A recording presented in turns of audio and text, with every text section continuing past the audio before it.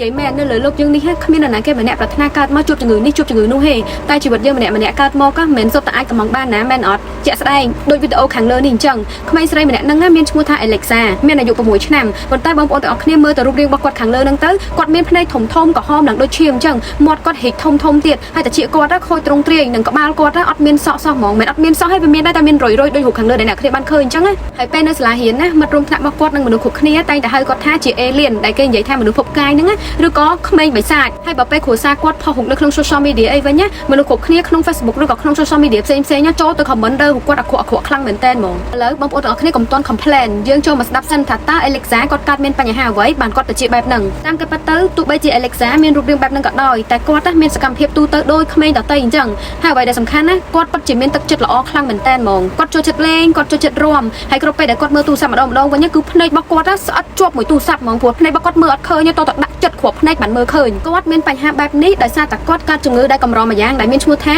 AMS ឈ្មោះពេញនោះគឺ Ablepharon Macrostomia Syndrome ដែលសភាពរបស់គាត់ពិតជាធ្ងន់ធ្ងរខ្លាំងមែនតើហ្មងដែលធ្វើឲ្យគាត់មានសភាពខុសប្រក្រតីអង្គពិបាកធ្វើឲ្យរាងកាយរបស់គាត់មានការវិវត្តទៅមុខជាខ្លាំងអ្នកភូមិរបស់គាត់វិញអត់ជឿថាមានជំងឺមួយនឹងកើតឡើងទេព្រោះអ្នកភូមិរបស់គាត់ហ្នឹងអបិយជំនឿខ្លាំងមែនតើគាត់បាននិយាយថា Alexa ហ្នឹងកើតមានជំងឺហ្នឹងដោយសារតែពេលម្ដាយរបស់គាត់ទម្ងន់ម្ដាយរបស់គាត់ញ៉ាំគ្រឿងសមុទ្រដូចជាក្តាមដូចជាបកាច្រើនពេកនិងមើលតុក្កតា enemy ច្រើនពេកបានកូនកើតមកទៅជារូបរាងបែបហ្នឹងមានតែអញ្ចឹងវិញអ្នកទាំងអស់គ្នាពេលដែលខ្ញុំលឺហើយគឺខ្ញុំហួសចិត្តខ្លាំងមែនតើហ្មងអ្នកភូមិគេហ្នឹងចេះជាងពេទ្យនឹងម្ដាយគេទៀតហើយម្ដាយរបស់ Alexa បានបន្តទៀតថាជារៀងរាល់ថ្ងៃគាត់ពិតជាដឹងច្បាស់ណាស់ថាកូនគាត់ទទួលរងការឈឺចាប់បែបណាអ្នកទាំងអស់គ្នាមើលតែភ្នែកគាត់ទៅគឺដឹងហើយថា Alexa អត់មានតបភ្នែកទេហើយភ្នែករបស់គាត់បែបហ្នឹងរហូតសំបីតែភ្លេចភ្នែកក៏ភ្លេចអត់បានដែរតែរបស់ Alexa ពិតជាស្ងួតខ្លាំងមែនតើហ្មងពេលដែលគាត់យំភ្នែករបស់គាត់គឺដឹងតែហូរឈាមចេញមកហ្មងឥឡូវបងប្អូនទាំងគ្នាសម័យមើលយើងបើកភ្នែករហូតអត់ភ្លេចសោះហ្មងតែមួយផ្លែទេភ្នែកយើងឡើងស្ងួតឡើងកាហាយហើយចុកគ្រាប់ភ្នែកទៀតចុះតម្រុំ Alexa គ្នាពិបាកយ៉ាងណាទៅដែលគ្នាត្រូវរស់នៅបើកភ្នែកអញ្ចឹងអស់រយៈពេល6ឆ្នាំទៅហើយ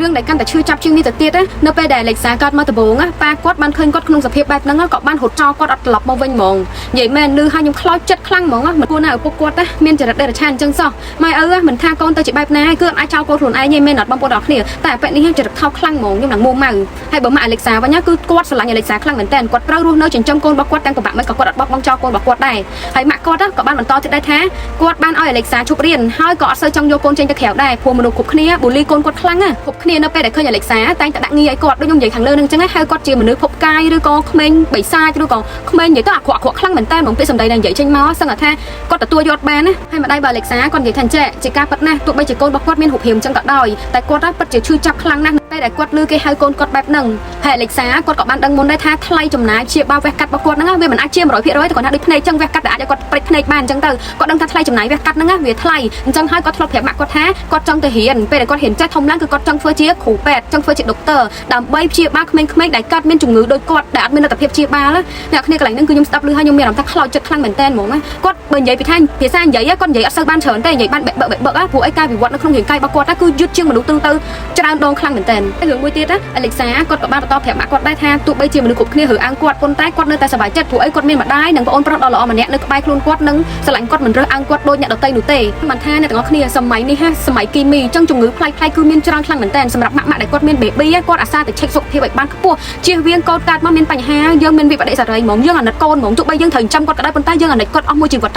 គាត់គឺនៅតែប៉ុណ្្នឹងអញ្ចឹងខ្ញុំសនំពោម៉ាក់ដែលគាត់មាន baby គាត់កុំភ្លេចតែ check សុខភាពឲ្យបានទៀងទាត់ផងហើយបន្ទាប់ពីអ្នកទាំងអស់គ្នាបានមើលវីដេអូនេះហើយមានអារម្មណ៍បែបណាដែរ comment ខាងក្រោមផង